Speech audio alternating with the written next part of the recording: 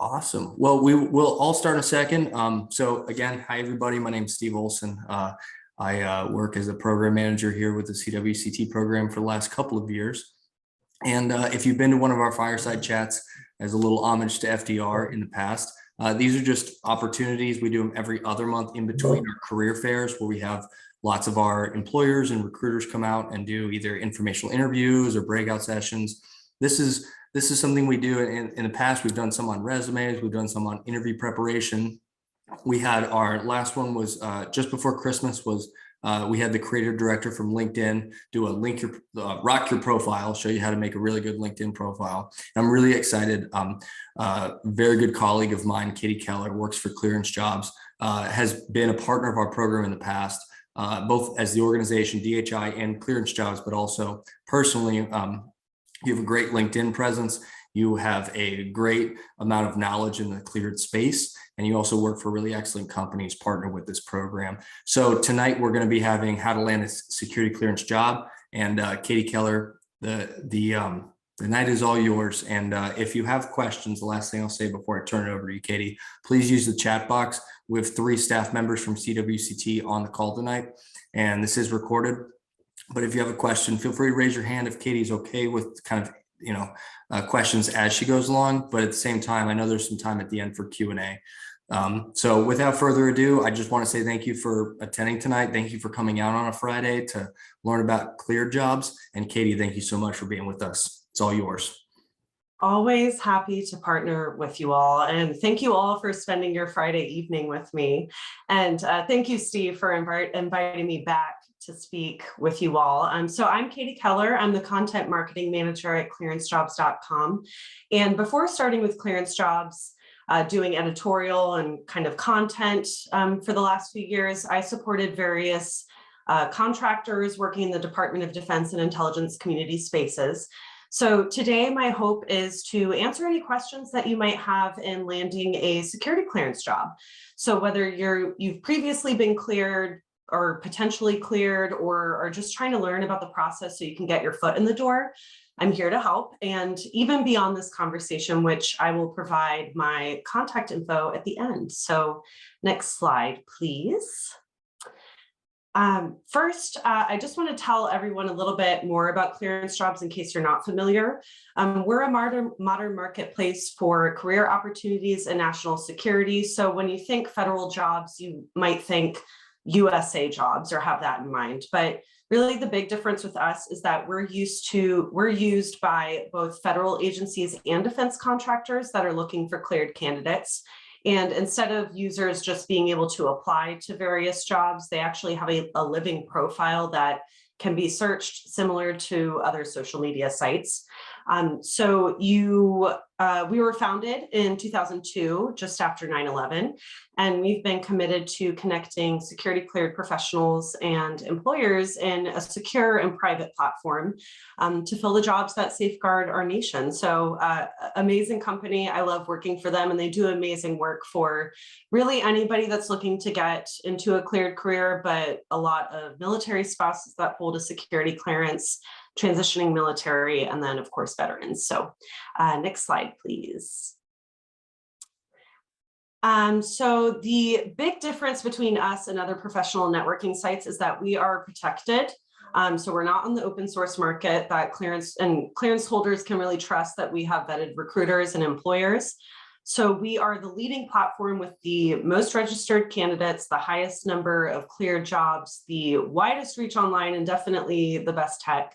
So we have close to 70,000 jobs on our site, and most already require an active clearance. However, if we do have folks in the audience today that are interested in getting sponsored for a security clearance, which I'll go over in a little bit, we also have employers that list on their job requisitions willing to sponsor, or candidate must be willing to obtain said clearance. So all that being said, you are only eligible to make a profile on our site if you have an active clearance. But really, we also want to be a resource for those that are interested in cleared careers, and we really want to be supportive in that, as I'll get into the kind of in access numbers in a little bit. So we have a really large resource library that is free to anyone. And today I'd like to talk about how to convince someone to sponsor your clearance, just because in previous Fireside chats I've participated in, we've had a lot of uncleared people that are really looking to get that clearance. But I'm also going to go over the rules of engagement with recruiters. Being a former recruiter myself, I think I'd like to think that I have some knowledge on what to do and what not to do, which is just as important, and a lot more. So next slide, please. All right, so at first I'd like to go over clearance processing times. Right now, if you don't have a security clearance, the ball is really in your court.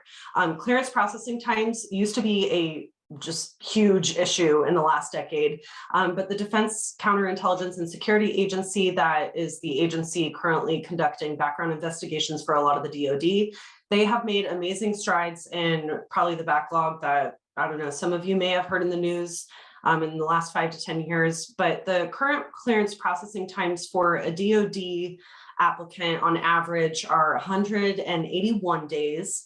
That's for a top secret. And then for a secret, it's usually around 112. That being said, it really does depend on your background. It depends on how honest you were on forms. If you're looking to get more into the intelligence community and some of those alphabet agencies, the average is 287 days for a top secret and 204 days for a secret clearance. So the IC, they conduct their own investigation. So DCSA, or the Defense Counterintelligence and Security Agency, they don't do theirs, but delays are common when applicants are going through that investigation process. But I think really the main point I wanted to make here is that if you are looking to obtain a security clearance, now is the time, and now is the time to advocate for yourself and really putting yourself out there with employers or federal agencies that might be willing to sponsor. So next slide, please. All right, now how the heck do you obtain a security clearance? Where do you start? So there are 3 main types of security clearances. There's confidential, secret, top secret, and then you may have heard of TS with access to sensitive compartmented information. So obviously, the higher you go on the tier levels, the longer it can potentially take, just because the background investigation process is a little more rigorous. But the federal investigative standards, they involve a 5-tiered system. I believe that might be changing soon. But to obtain, you can't pay for a security clearance yourself. To get one, you have to be sponsored by a government agency for a position that requires that access to classified information. You also have to be a US citizen.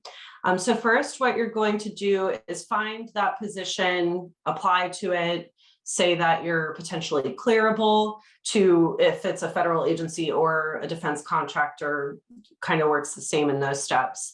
Once they interview you and say that you're a good fit for the job and they're willing to sponsor you, you're going to fill out the SF-86, which is a very long form that actually might be going through some changes soon, but we're not quite sure on the timeline for that. And then you're going to go through the background investigation, and then your clearance will be adjudicated. So the biggest reason for security clearance denials, clearance jobs, goes through the Defense Office of Hearings and Appeals cases for security clearance applicants or revocations for current security clearance holders. And so the biggest reason for denials and clearances being revoked continues to be financial considerations every year. And so if you are late on, if you have a lot of debt, if you're late on payments, if you can't show those mitigating factors that you're trying to get away from your financial stress, that's where we see a lot of those denials and revoked clearances. So if you are interested in getting a security clearance, you will want to brush up on the 13 adjudicative guidelines that applicants are judged against. And that's a part of the adjudication process after that background investigation. And those guidelines are allegiance to the United States, foreign influence and preference, sexual behavior, criminal conduct, finance, alcohol, drugs, site conditions, personal conduct, handling protected info, misuse of IT systems, and outside activities, mainly money involved with a foreign country. So next slide, please. And okay, so tips to get a company to sponsor you. I'll start on this slide with a story from a very young candidate that I spoke with recently, maybe 21 years old. They actually convinced a contractor to sponsor them with barely any experience, ended up working for the FBI, and is starting out to be what is a really successful career and a ton more successful than mine. But really, the takeaway that I got from the conversation is they were able to get an internship at a contractor on overhead or admin, and they were doing IT work just at the admin level. And they ended up getting in good with the facility security officer, or FSO, and convinced them to put them through the security clearance process. And from an FSO standpoint, they just had to find a contract or a position to attach them to. And so I think it really goes a long way convincing someone to sponsor you. Federal agencies, you don't have to do that as much, but contractors, if you're interested in going that route to work in national security, you really have to advocate for yourself, and you have to have that confidence. So some of the top tips that I've seen to be successful in the past is, as an applicant, you need to target the larger defense contractors, again, or those federal agencies that really have the bandwidth to sponsor an applicant. While companies are not the ones paying for a security clearance or that process, they pay for it in an open position, and as that billet remains vacant. So you really need to have those, this is the work that I can bring to the table. This is the time that I will spend with you as a company, because turnover is also a big issue. So you need to think about it really from their perspective, like, how can I convince them? The other thing is really, I would say this across the board, researching different careers that are in really high demand in national security right now, but maybe don't have a ton of cleared candidates. Cybersecurity being one of them, really in high demand. So advocate to employers that your skill set is worth investing in. The other thing is doing a ton of research, which goes along in the sort of networking and job seeking process, but researching the clearance process, understanding what in your background may be hurdles, or if your background is squeaky clean, and maybe if you're a younger candidate, you don't have a ton of background for the government to investigate. Just getting a sense of what the clearance process looks like and showing your employer that you know what that process looks like is going to make them more inclined to put you through the process, because you know what you're talking about. Lastly, researching companies when they do have a vacant position for a number of time. That's dollars out the door. So do your research on, if you're targeting a company, how long that requisition has been open. Talk about how, investing, refer to those clearance processing times. It only takes 100 and something days to get a secret or a TS, and your position has been open for this amount of time and you're losing money anyway. So why not invest in me? So those are some tips to get a company to sponsor you. Next slide, please. Can I ask you a quick question? Just like, absolutely curious. And so yeah. I know when I transitioned out of the Army, I struggled with like knowing how to even research a company. I mean, I was used to the Army, I was used to the government, and sure. And just like, even unless they were a really large private military contractor, or they were like the Boeings or the big companies that bid on federal contracts, I had trouble researching. Do you have any tips on like how to actually do that? I mean, I know Googling, but I mean, actually researching these companies that you're looking at, the ones that have cleared jobs, the ones that are open for a while. Any tips or tricks there? Thoughts? Yeah, absolutely. I mean, so You have to have an active security clearance to have a profile on clearance jobs, but anyone can research the like 2,200 contractors and agencies that use us, and you can look at their living profile, the company's living profile. So take a look at that, see what their culture is like, see what the kind of positions they have open, see what the landscape, the locations of those positions look like. The other thing I recommend for folks is look at Glassdoor. I mean, you're going to get a lot of brutal honesty on there, and so it'll give you a sense of it's a company that you're willing to invest your time in as an applicant and a potential employee. The other thing is, instead of specific to the transitioning military, but also really anyone in the job market, find someone who's just maybe a couple of years ahead of you in terms of what their position is in a company, or if that's age or whatever, and get their sense on what you should do next. I mean, I'm a big believer in multiple mentors, and just like helping people to be in your corner and point you in the right direction. Those are some of the tips I have. So clearance jobs, you'll want to take a look at if you're interested in these careers, Glassdoor, and find a mentor. Thank you so much. If I could also just take a quick moment, one of the questions that has come up in chat, and I apologize if you're getting to this sooner or later rather, Yeah. but what about expired top secret clearance? That came up in chat. Yeah, absolutely. So this is really a depends case. It really depends on the last date that you were in access. The DCSA has gone through a big transformation process with Trusted Workforce 2.0. So all DoD clearance holders are currently enrolled in continuous evaluation. And basically that is automated record checks that replaced the periodic reinvestigations, or PRs. So let's say it's 2023. You were last in access in 2021. You're still within that 2-year mark. You might be okay. And the best bet is to apply to a defense contractor or federal agency, get their recruiter or FSO to check on you in what is now DIS. It used to be JPAS. And they'll be able to tell you if you can work for their program or if you have to start from scratch. Now, let's say you were last in access in 2015. You'll definitely have to start from scratch at this point because it's been 8 years since then. But I think noting on your resume that you previously held a clearance, it'll show an employer that you already went through that background investigation process. You know what it's like to go through, and you might not have anything in your background that's going to sort of tie it up or any hurdles that they'll have to jump over. Any other questions that I can answer from the chat? Katie, I have a really good question, but I'm going to try and see if Brian's willing to wait till the end, because I think it is very specific and very good question. So I'll let you keep rolling if that's okay.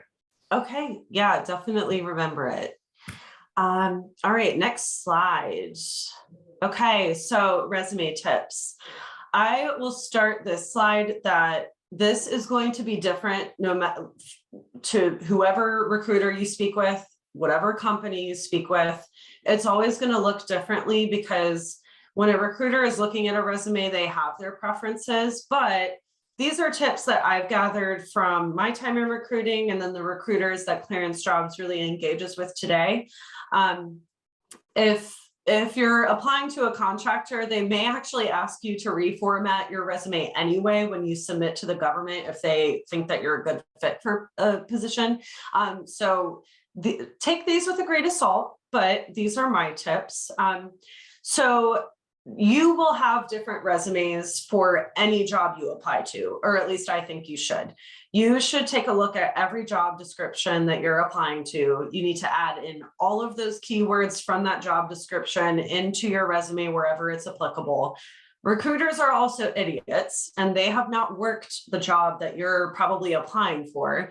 So they are not going to be able to read in between the lines. So you really should have a tweaked resume for every job you apply to. So when that recruiter takes a look at it, they see that you have all of those keywords from whatever, job description that they're working with. Length is a big question that I get asked. You don't want a 10-page resume. Nobody really wants to look through that. Recruiters aren't writers or necessarily large novel readers, but length isn't really the biggest factor. And again, those keywords are. I would say a good resume, if you have a lengthy career, would be 2 to 3 pages. The other thing to keep in mind here is ageism still happens. So I would leave off graduation dates.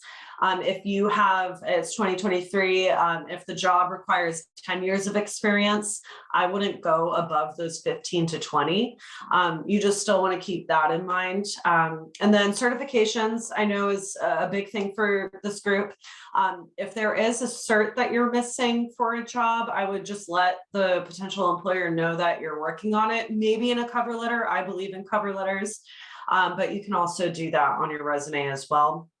And then if you are applying to a contractor role, one thing that contractors are able to do with their government sort of project program manager is ask for a waiver for something that you're missing. So for an example, I was recruiting for a data scientist that also had intelligence analysis experience, that also had a random certification, also had a TSSCI clearance, and then some other weird nonsensical thing in their background. And really, the government was looking for a specific person that nobody was ever going to be able to find.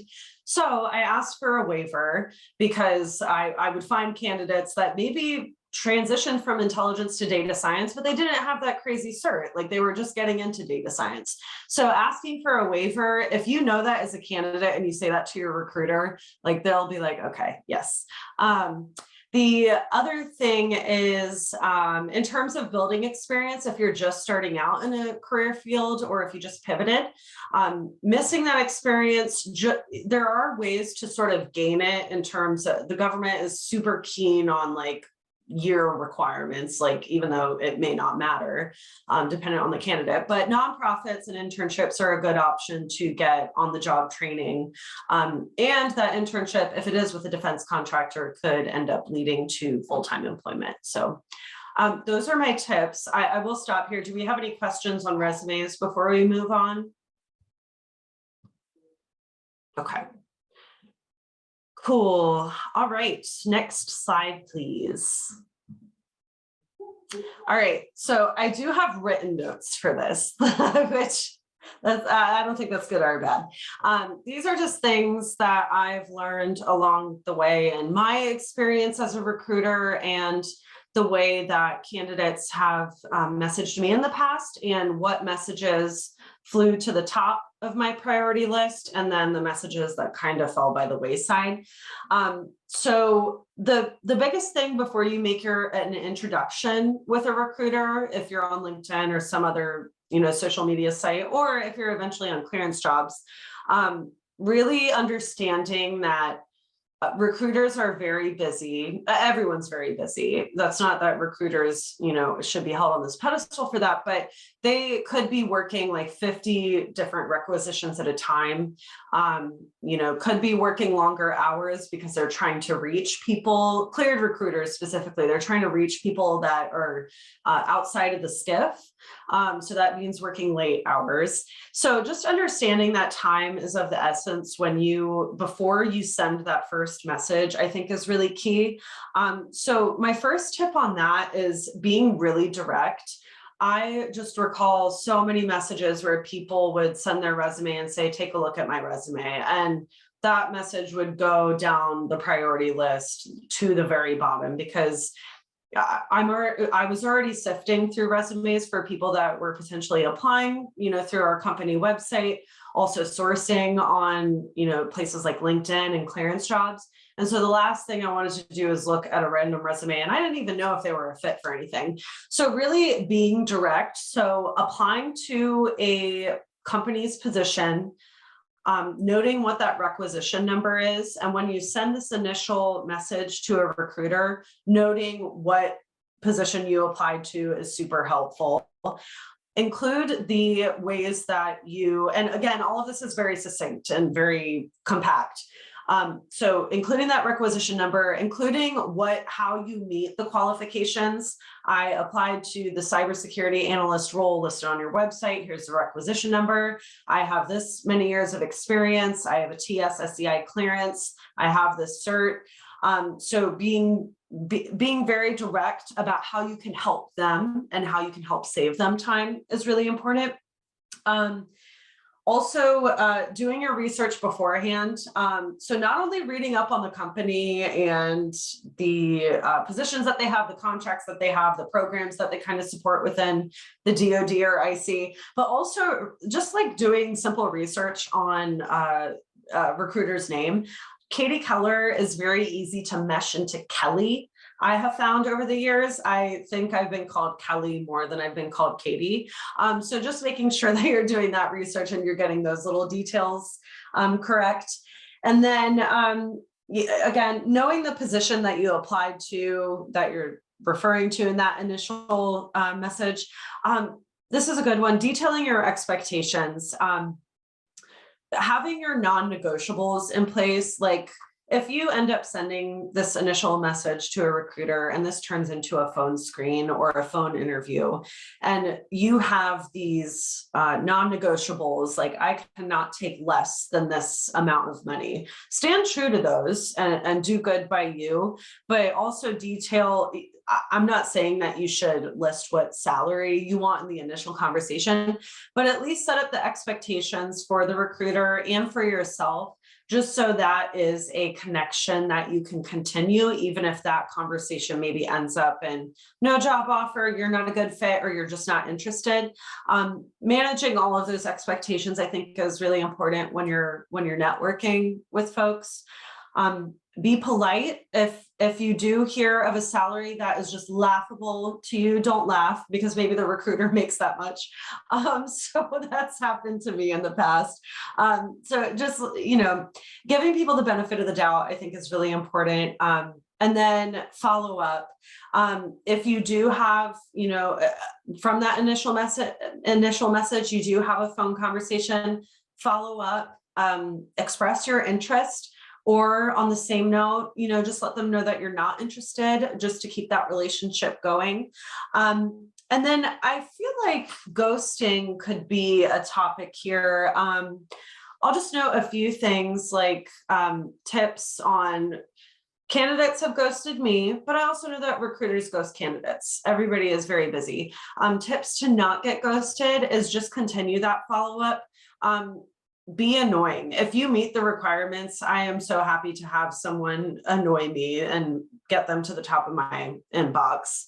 And yeah, again, just be honest. But next slide, I think that's all I had. And I'd love to open it up for questions if the audience has any. We do have a couple from chat that I'd like to go through just to make sure we've covered everybody. And then if you're okay with everybody coming on voice or what have you, or if anybody feels more comfortable in chat, that's fine as well. Yeah. I'm actually going to service myself a little bit here because salaries came up, and I just want to know for my own benefit, really, when it comes, yes, salaries can be restricted to contractual limitations. What has been your experience on the negotiation phase after an offer with government and other, well, certainly military or, high government jobs like this one? Yeah, I mean, military really comes up for me here because there are so many folks that you do have contractual limitations when you when you submit to an RFP, you put a line item for what salaries you're able to offer. And a lot of the time where contractors are trying to win work, salaries are generally slashed because lowest bid generally wins when it comes to the government. That being said, a lot of transitioning military that I spoke with, they completely lowballed themselves when I asked, what sort of salary range are you looking to be in? It was almost certainly always lower than what we were able to offer. So really, my advice is if you have hard and fast, like, this is what you need to make to live comfortably. I would say don't give a range, because if somebody says 50 to 60 to me, the company is going to say offer them 50. So stand true in like your convictions when it comes to what you are willing to take and need. But again, go through that research. Like if a position has been open on a company's website for a long time, like use that as leverage as a candidate. The other thing I'll sort of do a plug for, especially in the cleared space, every year ClearanceJobs puts out a security clearance compensation report. We survey over 50,000 security cleared employees on what their salary is, what their clearance is, their location, what their field or industry is in national security. Use resources like that and do that market research on what is appropriate for the location and the job that you're applying to. And again, stand true to those and really advocate for yourself. Perfect. Now, going in time, I collected timestamps, everyone, so I'm going by when you submitted. Brian Bourne has asked Mrs. Keller, first off, love the articles you produce for ClearanceJobs. Oh, Secondly, without having an IAW cert, how do you get into the field and transfer skill sets from Intel to cyber? Yeah, that one's really hard. Because a lot of those IAW certs are requirements for the government. And like I mentioned, sometimes they're willing to do a waiver, but other times they're really not.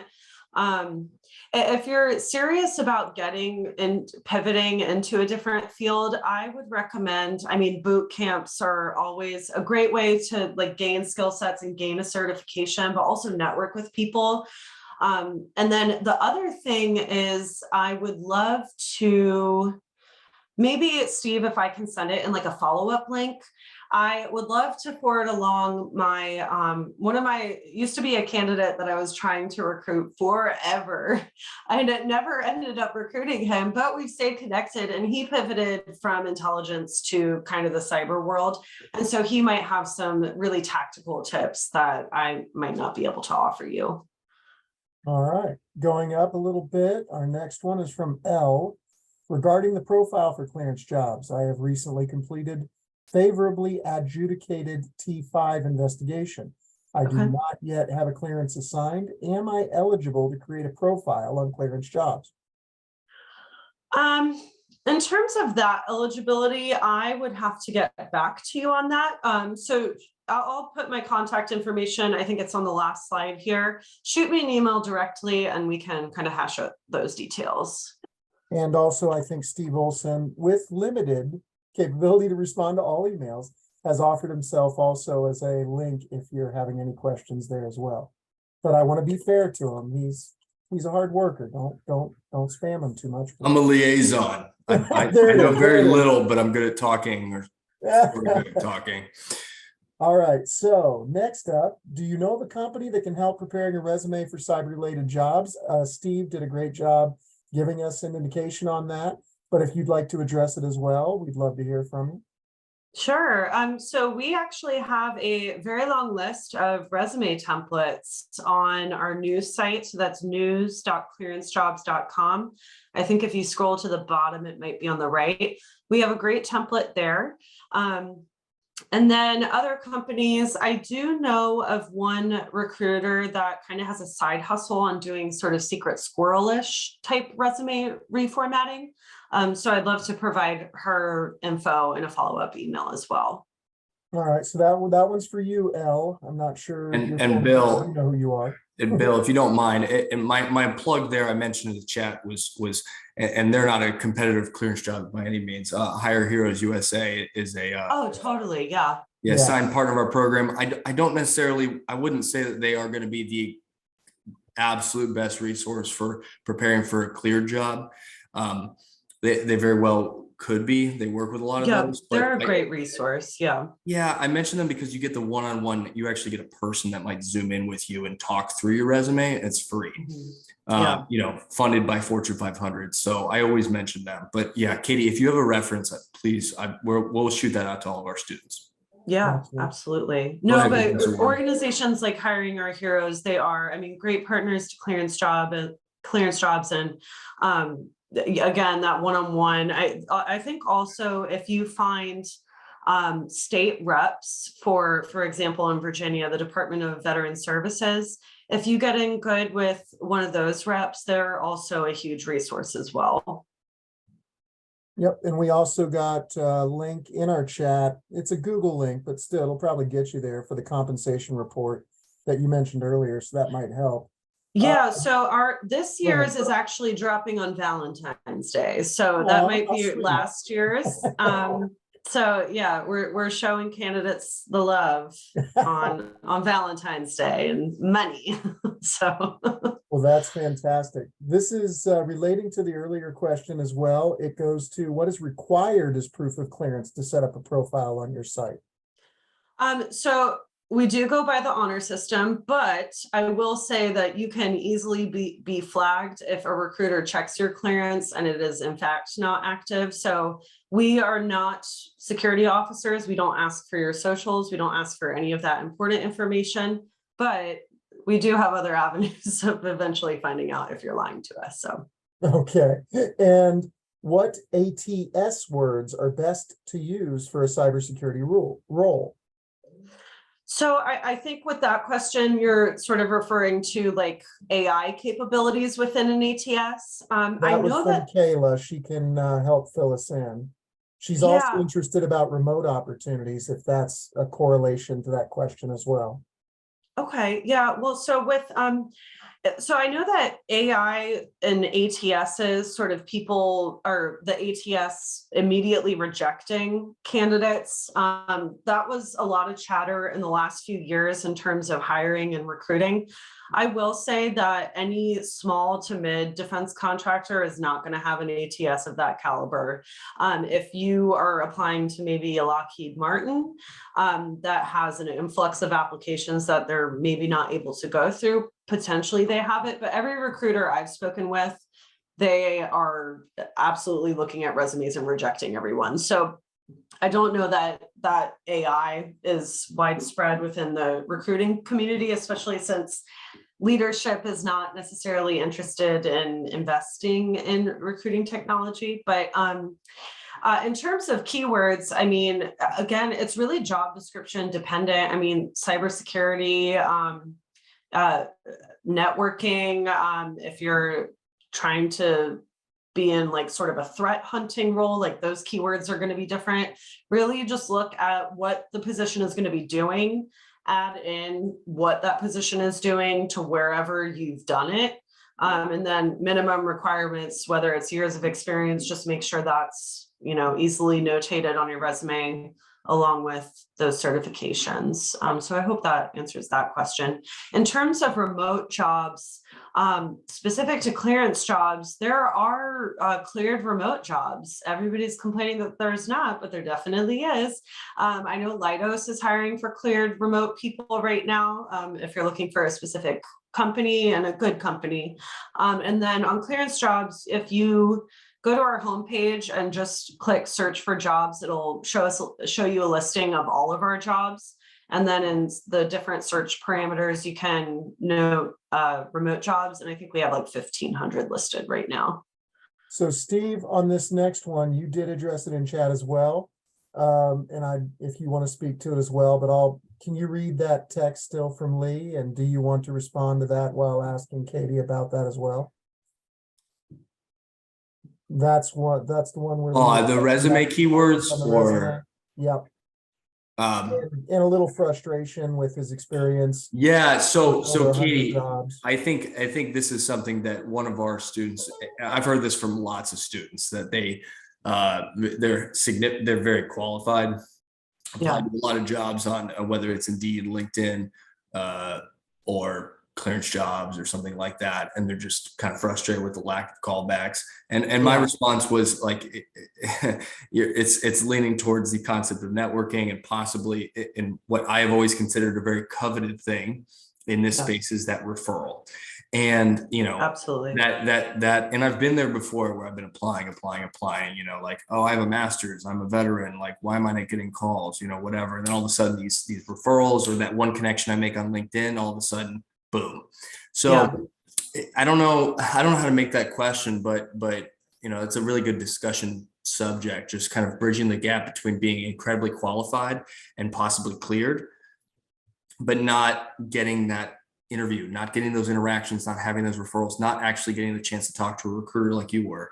So Yeah. any tips, tricks, anything you might share? I know that's Yeah, not a I very mean, good question for me. you really have to think about the psychology behind it. So you're looking for someone to join your team. Are you more inclined to accept someone who was vouched for?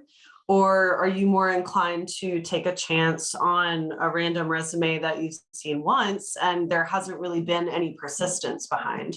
So really it is that persistence. Like, in addition to applying for jobs, you need to be finding these recruiters on LinkedIn. You need to be almost branding yourself as a candidate and we live in a digital space. Like, you need to be branding yourself online. And I know it comes off as like really cheesy and like, it's just so cringe. But I mean, really, that is the way to make the connection with people. The other thing I'll note though, is in addition to applying for jobs and reaching out to recruiters, join different groups. I mean, the equivalent for me would be joining the Intelligence and National Security Alliance, going to their events, networking with the professionals there, meeting more people. I mean, it is really all about who you know, even if you do meet the minimum requirements. But the other thing is, as a candidate, you need to manage your expectations. If they have one opening and 20 of me applied, I mean, it's just something that you need to manage when you're in sort of the job seeking world, which is unfortunate and sounds cold. But if you meet more people and you have more people to vouch for you, it just makes your chances that much more. And Katie, and I don't know if the student that asked this question was prior military, but I had a really funny thing happen where I'm pitching another of our partners, but 4Block, they're a really great organization that does kind of like a weekly networking deal, and they have certain topics. But long story short, I had a transitioning service member who saw a job on clearance jobs they really wanted. And the employer that had posted it actually showed up at one of the events, and they were able to, on Zoom, just do a quick network, share LinkedIn, boom, referral. And that's like that connection. And all of a sudden, you out of 150 applications for that one job on clearance jobs, you have a name to a name. So what you just said about joining communities, like that's the gap, I think, right there that exists in this world where, I don't know if you feel the same way, Katie, but if I put my resume on LinkedIn, how many jobs could I apply to in an hour?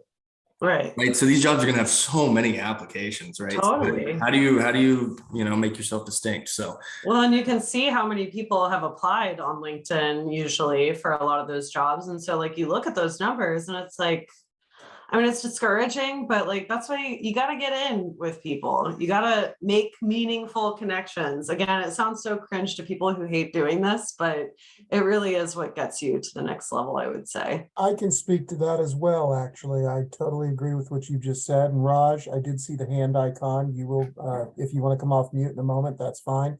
But I just want to make a quick point, and that's based on the screen you're seeing in front of you. Katie has had a professional profile photo done, and that speaks volumes.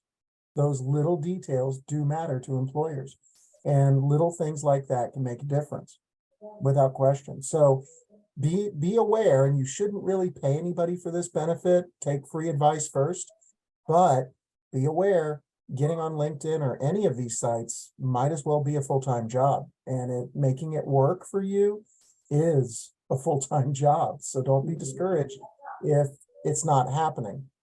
It will, it just might take time. And then Raj, did you want to come off mic? Yes, can you guys hear me? We can, Yeah. thank you. Well, good evening, everyone, and thanks for doing this, Katie. I have a kind of two-part question. The first one is it true that some of the employers don't like that if you have a clearance, you advertise that on LinkedIn? All right, you may not be specific, but you might just say active security clearance. So that's the first question. And the second question is, I know at some point during our job searches, we'll all have to face the dreaded, I guess, salary negotiation scenarios, right? Do you have any resources to actually kind of prepare for that, right? Like any maybe role playing? I know there's services like Candorful where they go with you over, overall interviewing, but I feel like within interviewing, just working on the salary piece could be even another sub skill that you might need to master to Yeah. create the outcomes that you want, right? So I don't know if you have any thoughts or you can share any resources in that Yeah. regard.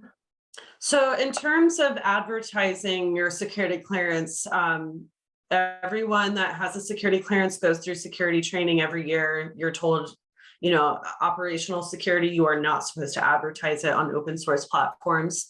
That being said, you do see it a lot. So I'm not going to make a recommendation. I think everybody should just consult with, their FSO that is currently managing their clearance. Remember the training that they go through, and then be aware on open source platforms like LinkedIn and other professional networking sites, you are going to have nefarious actors. You are going to have fake profiles. So that's just something to keep in mind. From a recruiter's perspective, if you were an intelligence analyst for the DIA, I'm going to know that you have a clearance. You don't have to explicitly list it. So there are ways that you can show that you've supported maybe a certain agency, or you can include like intelligence keywords if that's the career that you're going for, and people are going to read in between the lines that you potentially held a security clearance. And then on the salary negotiation piece, really resources like the comp survey, going on Glassdoor, seeing what, maybe people at the company were making, but also what people outside of the company that you're applying to in that industry with that skill level are making. And then I am going to, in the follow-up, I'll include a podcast that I recently did with Army vet, Marine vet. One is a government recruiter now, the other is an industry recruiter. Both working in the cleared space, and they have really good ideas for how to not box yourself out of what you could potentially make, but also still kind of keep your recruiter, quote unquote, warm and not just kind of move on to the next candidate. Aside from that, just seriously build some confidence. Right now, recruiters' jobs are really hard. The number of in-access clearance holders is a decent amount, but a lot of people aren't willing to use their clearance right now because they kind of moved into the tech world where they can work remotely full time and they get these really cushy salaries, but now we're seeing all these layoffs. So I think right now the ball is in the candidate's court, and it's important to kind of instill that in yourself and just move forward with confidence when it comes to those conversations, which are most of the time over the phone now. So you're not even really doing it in person. So it's not as, I don't know, it's not as scary over the phone for me as it is in person. So. Thank you. Awesome. Yeah. Well, Katie, I think we're caught up with questions from the chat. If anybody in here wants to hop off mute and ask something, we got another 10 minutes. Okay. Well, hopefully everybody grabbed my contact information. I will drop it here in the chat just in case. Please connect with me. Like I said, I hope this information was helpful to you all, but I'm so happy to be a resource and a connection moving beyond this conversation. And I hope I'll be back, Steve. Did I do okay this evening? You're the best. No, I will continue to invite you back. You're welcome as many times as you want. And thank you again to everybody for coming out. Thank you. A huge thank you to Katie, and just for taking your Friday. You almost said Kelly, didn't you? I almost said Keller. Fair enough. But thank you so much for your time again this evening. And you've been a great partner to the CWCT program. Not all of us are veterans in here. About 78% of our students are. We also have a lot of law enforcement and first responders, but we also appreciate the service of everybody that is here. And we appreciate your journey as you're trying to get into either cyber or IT or a clear job. If that's likely, if you're here tonight, that's probably what your end goal is. But thank you so much. I got a quick plug for our next event. We have our career event on March, Professor Warden Amber, March 23rd, 26th. I'll double check that in a second. No, it's the 23rd. 23rd. Thank you, Yeah, Amber. I just knew Amber was going to kick in on that. Yeah, thank you. I've got my little tiny laptop here, and while I'm out of town. But yes, please check your emails for that. This will be a more one-on-one informational interviews. We have about 15 employers that'll be coming out. We'll have 2.5 hours or 2 to 2.5 hours of 20-minute time slots where you'll have an informational interview that you'll be able to sign up for ahead of time. This is our second time doing it. We're expanding it a little bit. I guarantee there's some people on the call tonight that didn't quite get a slot last time because it's kind of first come, first serve. So it's kind of like trying to get that concert ticket, it's going to drop at 10 p.m. We'll let you know the date that the slots will open, but I can tell you, we had students in the last one land jobs from these informational interviews. It's a great way to get that referral and get that in we've talked about tonight. Steve, we did have a quick question from Brian on that one, which is, and I think we're going to share the list of participants, but will CACI or SAIC be there this time? Maybe. Off the top of your head, obviously. we're in communication, but not a confirmation. So Okay. Hopefully, I can tell you that we've got some folks from Booz Allen. We've got Microsoft. We have Nice. a couple banks. We've got some pretty good partners that are going to be there. And maybe even though Katie's not a recruiter anymore, maybe we can get her to come out and hang out with us that evening. But again, Steve Leiter isn't here this evening, but I did want to put in a plug for him. He's mentioned this multiple times. Those of you with clearances, Alabama, specifically the Huntsville area, is hot right now for opportunities. Let's be real. But that is one area of this country that apparently is big for various reasons. No, and thank you so much, Bill. And again, also thank you to Professor Warden, one of our faculty, for attending tonight and helping out as always. And same for Amber Schuler, who's here as well from Purdue. We really appreciate everybody's time, and thank you so much. We'll put this recording onto YouTube within a week or two. And if you have questions, reach out to any three of us CWCT staff. So Bill, Steve, or Amber here, and then Katie's shared her information as well. Anybody got an anchor for this evening? I'm stealing that from somebody else. Does anybody have an anchor, a closing thought? I don't want to be the one to do it. Just closing thought to send us on our weekend. All right. You're going to call on the professor when you do stuff like that. I was queuing you up. Yeah, I knew it. I will say that I am in a transitional period and I understand the pain you are all going through. I'm kind of in between things. I'm kind of gigging it right now. Gig economy thing is real for me. It has been over 2 decades since I've started this process, and I'm learning a lot. So any of you who feel like, at my point in life or anything, put it aside, give yourself the spirit you already have, know your value, and it will happen. Somebody will see that value in you. And when they do, you really just have to step up and accept the gift you've been giving and take it from there. You've got incredible resources, people who are dedicated to helping you, and a weekend to celebrate all of these ideas.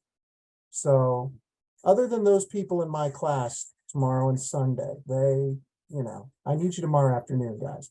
But other than that, Steve, enjoy your weekend. Everyone else, once again, you've stepped up being here on a Friday night.